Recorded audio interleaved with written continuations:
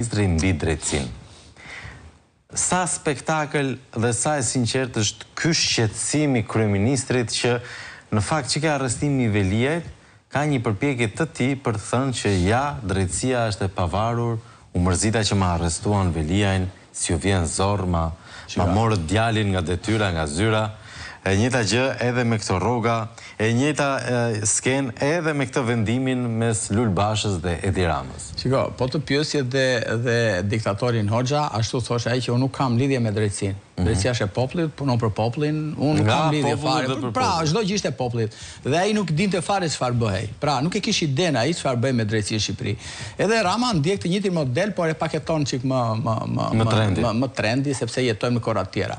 Dhe kështu që Rama e kontrollon jo drejtësinë, jo prokurorin, jo çdo lloj institucioni, po ta them e kam thënë dhe dje që Rama kontrollon dhe ngjyrën e mbathjeve që veshin gratë dhe burrat në Shqipëri. Ai shumë kontrollon, sepse ne jetojmë në një autokraci elektorale, sipas institutit Videm, e kam thënë dhe vazhdoj të them, që thot për vitin 2022 Shqipërisë janë ngushtuar hapësirat e lirisë dhe Shqipëria quhet autokraci elektorale dhe në një vend që është me autokraci, Flavio, nuk ka se si autokrati mos të kontrollojë institucionet. Është e pamundur, sepse nuk na dhe ata që merren me politikë, analistët politik, po edhe ata që studiojnë politik, nuk ka se si në një vend autokrat me autokraci, autokrati mos kontrollojë dhe mos a di çfarë bëhet. Është thelbi i autokracisë. Ai është thelbi, ai prandaj bëhet autokrat për të kontrolluar gjitha institucionet, prandaj quhet vend autokrat. Kështu që këto janë që Rama i thot për publikun, por jo për njerëzit që kanë pak të minimumin e inteligjencës e kështu me radhë që ta kuptojnë çfarë ai thot. Kështu që këto që thot Rama nuk funksionojnë. Kjo në këtë rast është valle me është propagandë, është propagandë.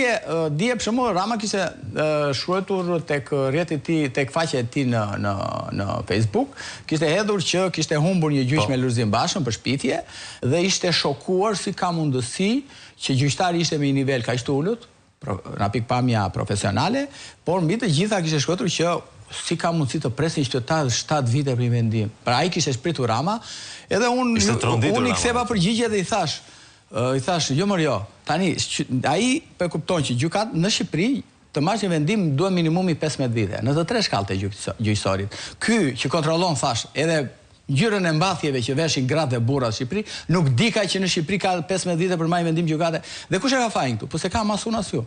Fajin e ka ky që i mbylli gjykatat, mbylli gjykatat e apelit, gjykatat e shkallëve të para, shkatërroi sistemin e drejtësisë dhe mos harroni, doli me moton më mirë djepi bosh se shejtani brenda. Kështu që ky është fajtori për të gjitha këto gjëra që sot jemi në këtë gjendje, jo që s'marrim drejtësi në kohë dhe në hapësirë, por ne nuk marrim, shqiptarët nuk marrin as drejtësi nga pikpamja profesionale, një drejtësi të drejtë, pra nga pikpamja e cilësor që të japin gjykata. Dhe ai ishte shokuar dje nga një gjyqtare e cila nuk i kishte pëlqyer këtij vendimi. Autokratëve nuk u pëlqen vendimet e gjykatave gjithmonë. Kupton? Por ai bën atë, e bën për propagandë për të thënë që ja dhe unë humbas gjyqe, ja dhe ku ta dim me si ka thënë vetë, ai bëhet i kështu se unë do ta. Prandaj them që nuk do të besuar Rama në asgjë që thot. Se humb gjyqe për shpifje, po fiton çdo gjyq tjetër me miliarda. Po çfarë gjyqi shpifje? Se disha, dënosh me gjop.